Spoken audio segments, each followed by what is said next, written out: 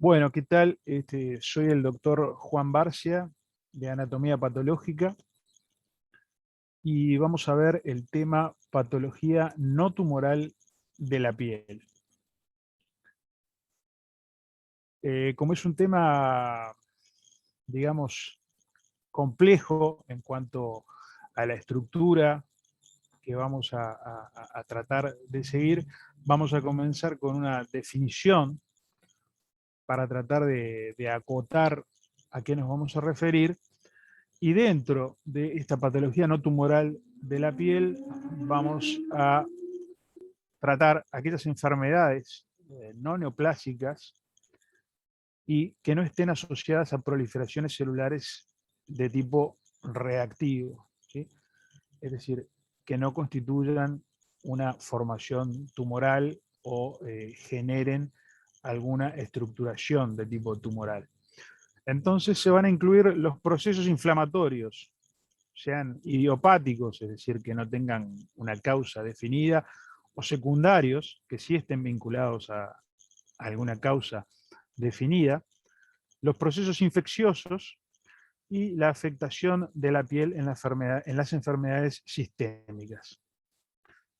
Obviamente no vamos a incluir las alteraciones cutáneas que estén derivadas de la senescencia o el envejecimiento.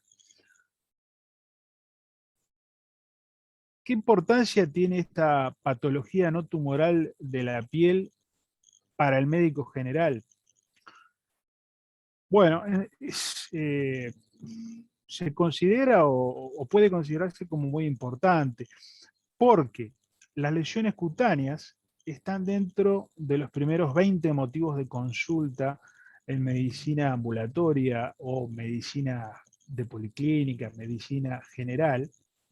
Y a su vez el prurito, el picazón en la piel, es una de las consultas más frecuentes, ya sea en forma aislada o asociado con otras patologías. Y es habitual ver en la consulta, ¿sí? Pacientes que consultan por ronchas, enrojecimientos, manchas, etcétera. Es decir, diversos tipos de lesiones cutáneas que por lo menos hay que tener alguna idea de cómo interpretar. ¿Cómo se hace el diagnóstico de esta patología no tumoral de la piel? En general, se hace por la semiología y la historia clínica, ¿sí? Pero cuando hay dudas diagnósticas o hay una falla de respuesta al tratamiento o la evolución de la enfermedad no es la que se esperaba, se realiza una biopsia. No es lo más común que se realicen biopsias para el diagnóstico de enfermedades inflamatorias o no tumorales de la piel, pero en estas circunstancias, es decir, cuando, ya lo dijimos, hay dudas diagnósticas o hay una discordancia con la respuesta al tratamiento o en la evolución, ahí se realiza una biopsia para el diagnóstico morfológico o el diagnóstico histológico de la entidad. Hay varios tipos de lesiones que se expresan en la piel que son el equivalente al aspecto macroscópico de otros órganos. Si ustedes recuerdan, en la anatomía patológica hay un capítulo o una instancia muy importante que es el estudio macroscópico, que en general se realiza sobre las piezas de resección, ¿sí? Que pueden ser partes u órganos en totalidad. Pero en el caso de las biopsias cutáneas, ¿sí? De las patologías inflamatorias, esa macroscopía o ese aspecto que se visualiza sin el microscopio está dado por la configuración de las lesiones en la piel in situ. ¿Sí? Pero es muy importante este tipo de configuración o este tipo de forma de presentación, y eso es lo suficientemente importante para que forme un capítulo equivalente al estudio macroscópico que se ve en otros órganos. Existen desde ese punto de vista clínico o macroscópico, lesiones cutáneas básicas, ¿sí? Que se pueden discriminar en planas, elevadas, deprimidas o lesiones de tipo abertura. Una mácula, por ejemplo, que es una lesión plana, se define como menor a 1 centímetro en su eje mayor y que no está sobreelevada ni tampoco deprimida por sobre la piel circundante, pero que sí tiene un color diferente. Por ejemplo, como se ve en la foto, puede ser un púrpura traumático, un púrpura senil, etc. La denominada mancha también es una lesión plana que es mayor a 1 centímetro, que no supera el nivel de la piel circundante ni tampoco está por debajo de este nivel y que tiene una diferenciación de color también. Y, por ejemplo, uno de los ejemplos de estas lesiones mayores a 1 centímetro es la mancha mongólica. También tenemos lo que se conocen como pústulas, que sí son sobreelevaciones, ¿sí? Es decir, no son lesiones planas, sino que son sobreelevadas, que están formadas por colecciones de pus. Y, por ejemplo, una de ellas puede ser una erupción por fármacos o drogas. Otro tipo de lesión es la escama, ¿sí? Que es una colección de queratina que se ve sobre la piel como una verdadera escama, ¿sí? Y el ejemplo clásico o prototípico es la psoriasis. Otra forma de lesión elevada es la pápula, que puede ser sólida o quística, pero que siempre es menor a 1 centímetro de diámetro. Y un ejemplo puede ser el xantoma eruptivo, como se ve en esta foto. Otra lesión sobrelevada es el nódulo, que es sólido o quístico, pero mayor a 1 centímetro de diámetro o de eje mayor. Y como ejemplo tenemos aquí el dermatofibroma. Ya cuando esta elevación es sólida, sea sólida o quística, es mayor a 2 centímetros, hablamos de un tumor. La placa es una lesión un poco o un poquitito sobrelevada en relación al nivel de la piel circundante, que mide más de 1 centímetro de eje mayor, por ejemplo, la psoriasis o las placas de la psoriasis.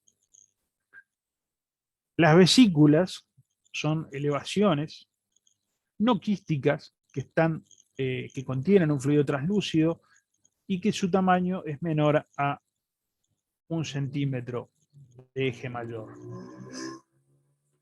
Las ampollas, por otro lado, también son elevaciones no quísticas con un contenido fluido translúcido, pero que son mayores a 1 centímetro en el eje mayor. Las úlceras son pérdidas o soluciones de continuidad reales de la epidermis y que incluyen al menos la porción superficial de la dermis y forman verdaderas soluciones de continuidad, es decir, se pierde el revestimiento. ¿Cómo se formula o se realiza el diagnóstico clínico de las patologías cutáneas no tumorales? Entonces, tenemos que tomar en cuenta edad, sexo, cómo se distribuyen las lesiones en el cuerpo, qué disposición van a adoptar, cuál es su configuración, qué forma tienen, cómo son las lesiones individuales, ¿sí?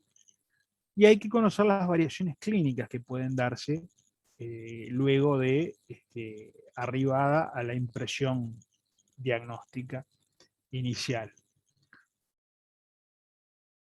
Nosotros, obviamente, vamos a dedicarnos fundamentalmente a lo que es el aspecto histopatológico o microscópico de estas lesiones. Pero es importante que sepan entonces cuáles son los elementos clínicos que permiten llegar al diagnóstico. En cuanto a la clasificación de estas patologías, no hay un sistema de clasificación universalmente aceptado. La mayoría de los libros que ustedes pueden consultar o las publicaciones a las que pueden acceder, realizan mayormente un listado de las entidades, agrupándolas de acuerdo al patrón morfológico o si tienen alguna etiología conocida. Es decir, que varían un poco, ¿verdad? La forma en que se agrupan dependiendo de un autor u otro, de un libro u otro. Y otra cosa que es muy importante es que hay miles de entidades diferentes. Es decir, hay más de 1000 entidades de patologías no inflamatorias cutáneas que están descritas, que existen y que entran generalmente en el diagnóstico diferencial. Es decir, es mucho más importante y más grande el número de entidades que se ven en la patología cutánea inflamatoria o no tumoral que en cualquiera de los otros órganos. Hablando en números más o menos, en cualquier otro sistema o aparato con unos 500 diagnósticos o 500 entidades que uno conozca, puede manejarse relativamente bien, ¿sí? Pero a nivel cutáneo ese número se duplica por lo menos, es decir, son más de 1000 entidades que tienen que estar casi permanentemente jugando en el diagnóstico diferencial. El patrón morfológico del cual nosotros vamos a basarnos para establecer el diagnóstico se basa en la manera en que se ve afectada la denominada unidad reactiva cutánea, ¿sí? Que está integrada por la epidermis, la dermis papilar y las estructuras vasculares. Ahora enseguida vamos a ver el detalle de esa unidad. ¿Sí? ¿Cómo se distribuye el infiltrado inflamatorio en relación a esas estructuras de la unidad reactiva cutánea y de la propia piel? ¿Y cómo está compuesto el infiltrado? Es decir, si es exclusivamente linfocitario o predominantemente linfocitario, o existen otros componentes como pueden ser eosinófilos, neutrófilos, plasmocitos, si hay tiocitos. Es decir, la composición del infiltrado también juega un elemento fundamental para la discriminación desde el punto de vista microscópico de las patologías inflamatorias de la piel. Aquí tenemos un esquema donde se ve esta unidad reactiva de la piel, donde obviamente aquí está la capa córnea señalada con la flecha, ¿verdad? La epidermis, que está por debajo,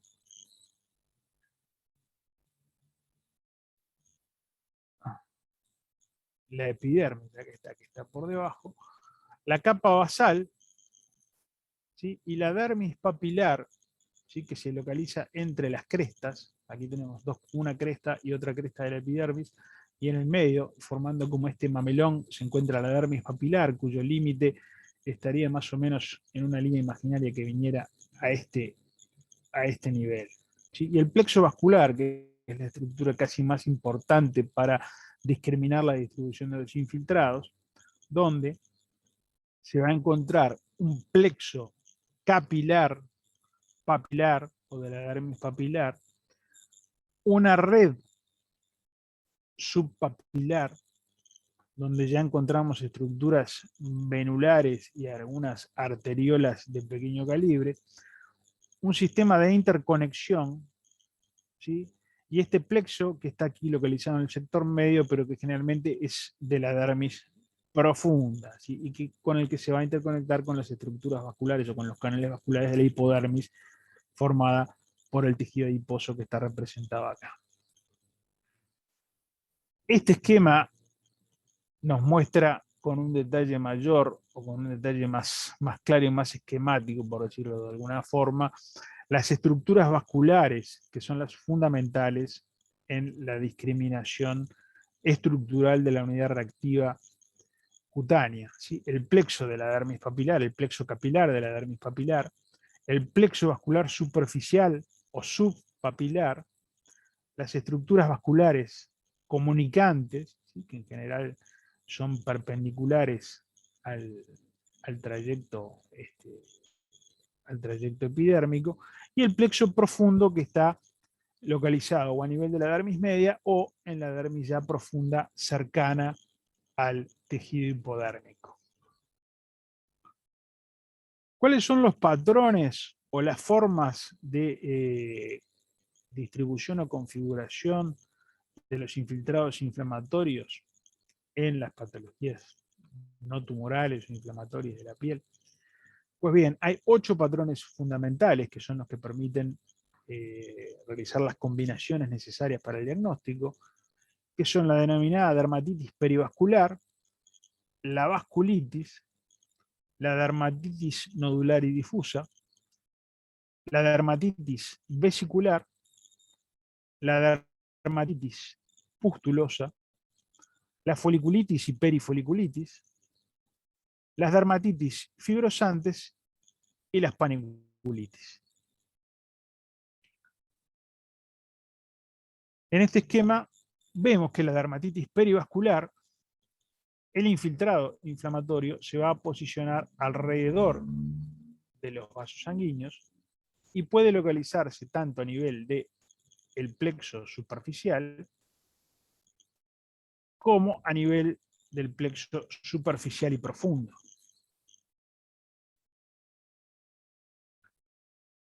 Predominando en uno o en otro, pero lo importante es definir que la infiltración va a ser perivascular y que también desde la posición perivascular puede extenderse hacia el intersticio, es decir, va a ser perivascular e intersticial.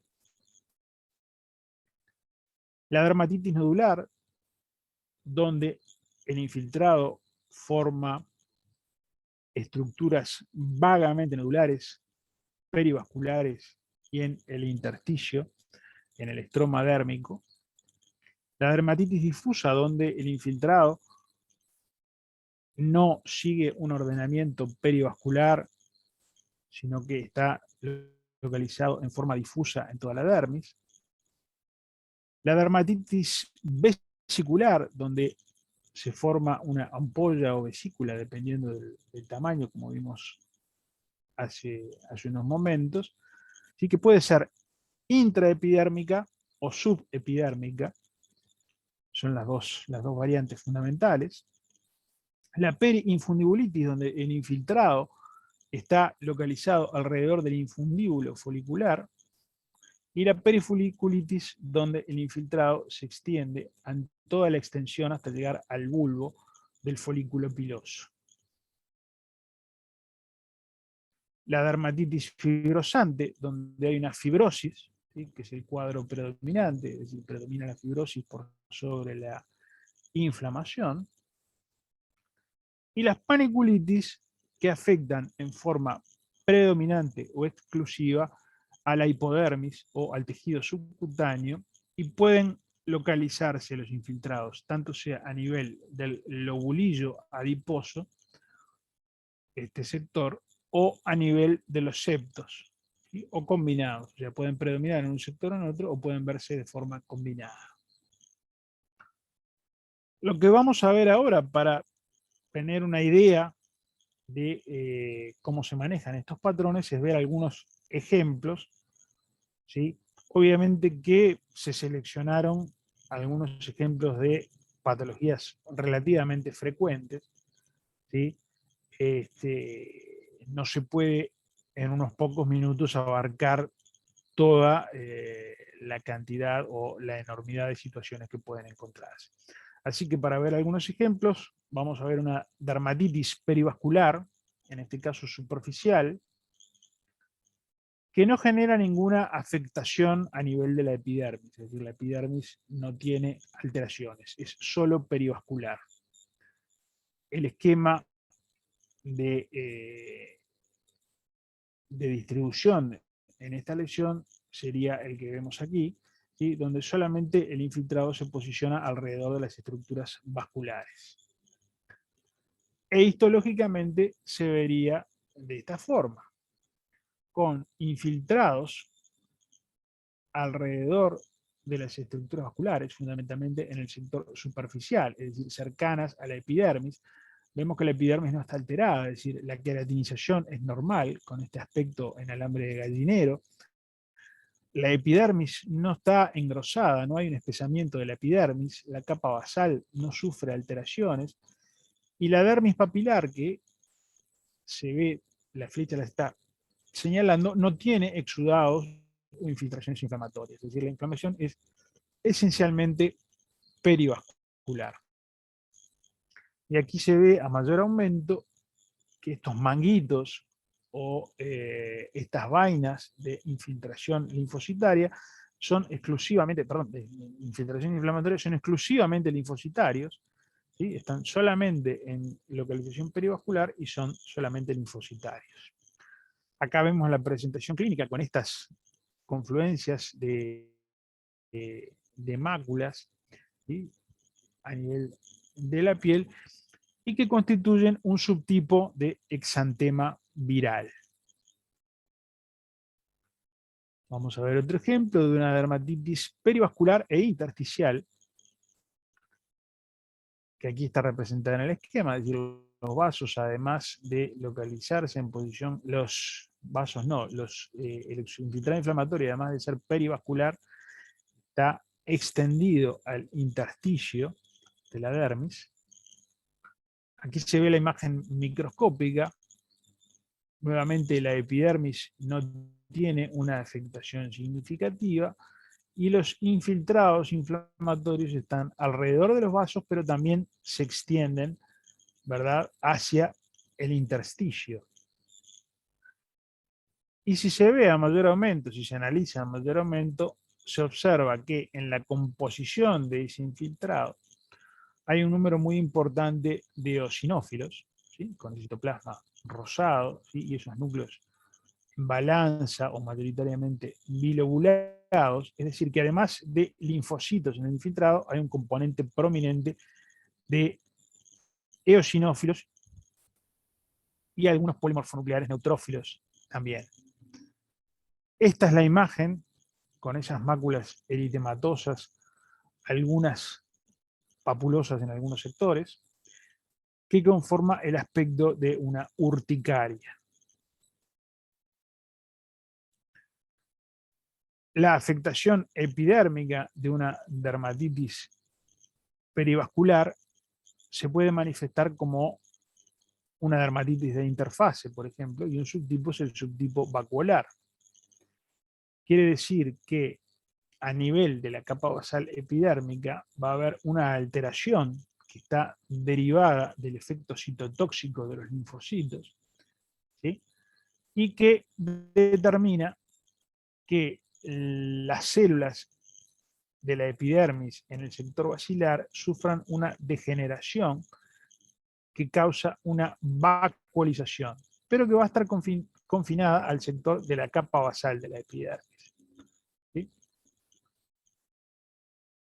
Así se ve microscópicamente. A menor aumento está el infiltrado perivascular y la presencia a nivel de la capa basal de la que denominamos degeneración vacuolar, que si lo vemos a mayor aumento es mucho más evidente, ¿sí? Estos espacios claros que forman como una separación entre lo que es la capa basal y la dermis subyacente son la degeneración vacuolar, que en este caso se asocia a una permeación linfocitaria, ¿sí?, que es la que genera obviamente el daño para esa degeneración vacuolar. Y otro elemento importante en este caso es la presencia de necrosis a nivel de las células epiteliales de la epidermis.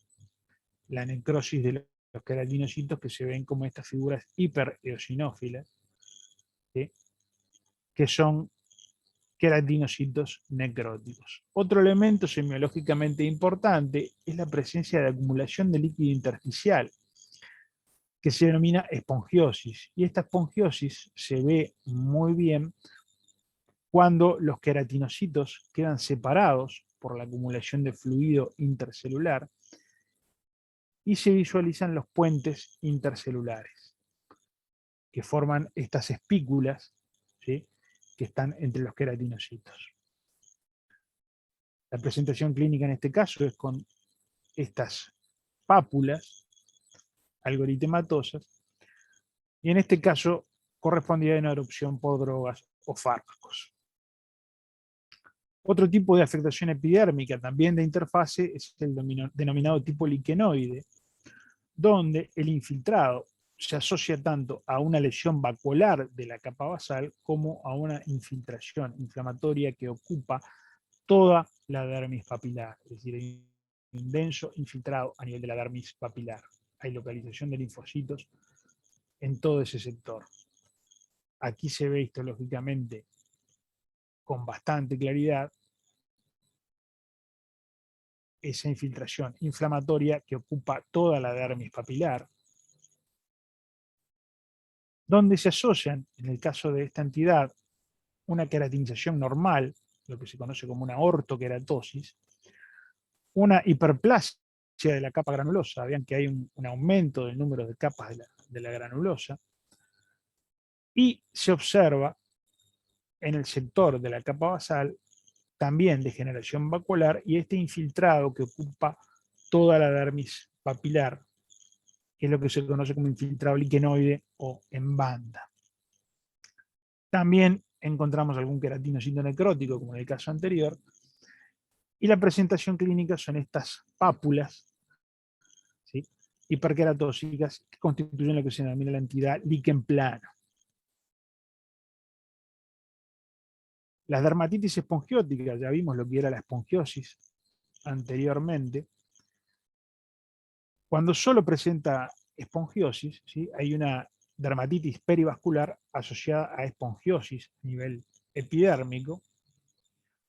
Ya a menor aumento es fácilmente visible esa espongiosis por un aspecto claro o pálido, ¿sí?, a nivel de la epidermis. Y microscópicamente volvemos a ver lo que ya hablamos, es decir, la acumulación de líquido en los espacios intercelulares, ¿sí?, que en este caso ya está desarrollando la presencia de vesículas que contienen queratinocitos desprendidos y muchas otras veces contienen también linfocitos. Esta es una transición, es decir, desde esta acumulación se pasa a la vesiculización, que en este caso se presentaba como vesículas a nivel de la piel y correspondía a una dermatitis alérgica de contacto. Esa dermatitis espongiótica muchas veces evoluciona en el tiempo o ya de entrada puede presentarse con una reacción de la epidermis formando un engrosamiento o lo que se llama un aspecto psoriasiforme, que microscópicamente aquí lo estamos viendo, es decir, la espongiosis con un aumento del espesor de la epidermis junto a los infiltrados, y que en este caso presentaba alteraciones de la queratinización, con lo que denominamos paraqueratosis, que es la retención de núcleos a nivel de la capa córnea. Y el otro elemento importante que nos permite excluir y plantear posibilidades diagnósticas, en este caso, es que no hay alteraciones de la capa basal, es decir, solamente hay ese engrosamiento psoriasiforme y la espongiosis, que se presentaba como estas máculas eritematosas con pápulas y vesículas, y que es otro ejemplo de dermatitis alérgica de contacto. La dermatitis psoriasiforme, casi exclusivamente psoriasiforme, que no tiene espongiosis a nivel de la epidermis, sino que tiene una infiltración inflamatoria perivascular y un aumento del espesor de la epidermis. Aquí vemos cómo está aumentado el espesor de la epidermis con mínimos infiltrados perivasculares, y que cuando se ve histológicamente o microscópicamente En el caso de esta entidad en particular, hay acúmulos de polimorfonucleares en el sector de la capa córnea, y se observa el ensanchamiento, el espesor de la epidermis, pero con lo que se denomina una atrofia suprapapilar, es decir, una disminución de la epidermis por encima de las papilas con capilares elongados, que es un aspecto muy característico de esta lesión con esa hiperkeratosis que forma verdaderas escamas, ¿sí? Y que es la psoriasis. Vamos a ver las dermatitis vesiculares, que forman vesículas o ampollas, en este caso subepidérmicas, ¿sí? Aquí vemos la histología prácticamente idéntica al esquema, con una gran vesícula o ampolla que desprende totalmente la epidermis, quedando solamente la dermis papilar con esa infiltración perivascular por debajo, y que cuando se ve a mayor aumento vemos que está constituida por una gran cantidad de eosinófilos y fibrina dentro del interior. Y vemos también que el desprendimiento o el clivaje es absolutamente subepidérmico. Un detalle de la composición del contenido de la ampolla, la forma de presentación de esas ampollas relativamente tensas, algunas flácidas, y que es característica del pemfigoide. Vamos a ver un ejemplo de cómo opera este sistema que veníamos describiendo. Podemos ver en la clínica un hombre de 47 años que presenta lesiones papulosas, queratóxicas, eritematoviolaceas, algunas confluentes, pruriginosas, con mucha picazón, localizadas en brazos, piernas, algunas en tronco, con placas y pápulas a nivel de la mucosa oral. Aquí vemos miembro superior, miembro inferior, vemos la lengua y vemos la histología. La histología que presenta una ocupación de este infiltrado inflamatorio a nivel de la dermis papilar, o sea, un aspecto liquenoide o en banda, que si lo vemos a mayor aumento tiene la capa córnea de aspecto normal, la granulosa engrosada y una degeneración vacuolar con un infiltrado en banda. La conjunción de la presentación clínica con la histopatología, en este caso la ortokeratosis, el infiltrado linfocitario en la dermis papilar y superficial con ese aspecto en banda, una hiperplasia epidérmica indectada que se veía bien a menor aumento, la hipergranulosis que tiende a tomar un aspecto en cuña y los queratinocitos necróticos, conforman el denominado líquen plano.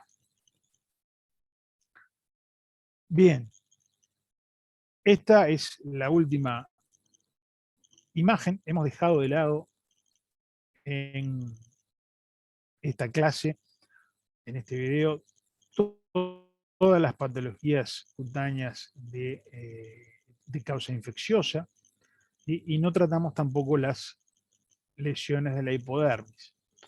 Obviamente que tampoco incluimos la vasculitis, o sea, son todos capítulos que se ven en otras clases específicas.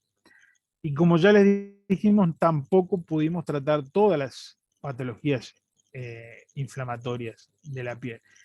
Simplemente quisimos que tuvieran algunos ejemplos y que vean cómo trabaja la definición morfológica de cada una de las entidades.